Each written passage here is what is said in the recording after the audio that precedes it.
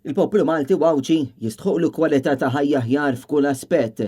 Dan kien kliem il-kap tal-Partit Nazzjonista Bernard Grek tul intervista li kellu ma' Dione Borċ il-ħamis wara nofsinhar fuq Net FM. Il-gvern immexxi minn Robert Abela illum abbanduna għal kollox il-bżonnijiet ta' eluf kbar ta' Maltin u Wawċin.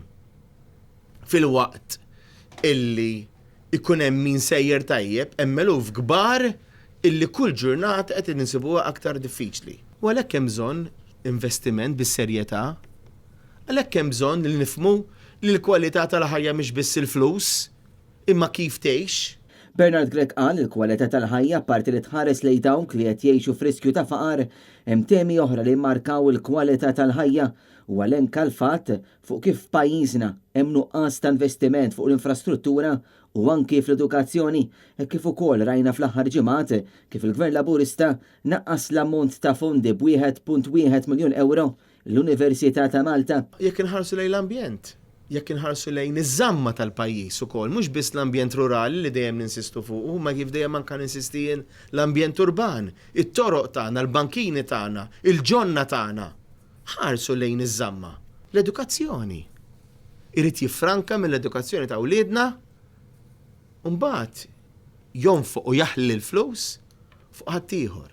Jaħli l-flus u ma neħdux is-servizz li jxirqilna tajjeb il-vitals.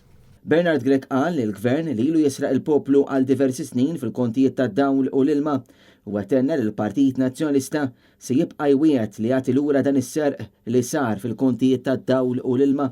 Aħna wkoll tajna l-weda il-Gvern Nazzjonalista mexxi minni mhux biss jwaqqaf is-serq imma jirrifondi l-flus kollha lura lill-poplu Malti u Wawċi li nsteraq f'dawn is-snin.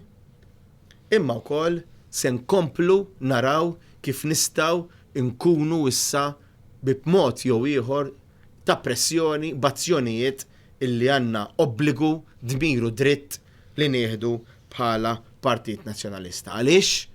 Għaliex il-poplu Malti jixxaqlu aħjar. Il-kap tal-Partit Nazzjonista Bernard Grek qal li ma saret l-ebda konsultazzjoni biex jinħatru il-karigi ta' ċerti istituzzjonijiet importanti fosthom tal-Kummissarju tal-Standards u tal-Ombudsman. Fl-aħħar mill-aħħar Robert Abela jrid ipoġġi fl-imkien miegħi biex niddiskutu bis-serjetà bħal żewġ politiċi maturi li jixxaqlu dan il-pajjiż u naslu għal persuna illi jixraq f'dawn l-irwoli. Persuna, ovvjament persuni għal dawn l-irwoli. Dwar il-festi tal-indipendenza, Bernard Grek qal l-indipendenza ġabet il-kisba li konna rajna fidejna, iżda l-indipendenza tfakkarna fil-kisbiet li jeħtieġ li namlu illum stess.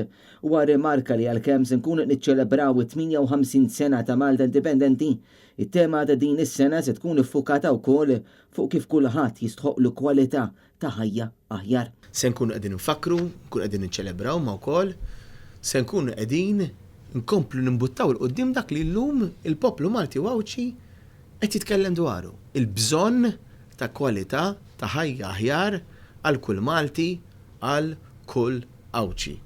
U għalhekk ma nkunux qegħdin biss nitkellmu fuq xi ħaġa li ġrat fil-passat u qegħdin nikkommemorawha, qegħdin niftakru fiha, qegħdin niċċelebrawha, imma nkun qegħdin nitkellmu wkoll dwar kisbiet importanti li għandna bżonn nagħmlu kuljum. James Aronellu, Net News.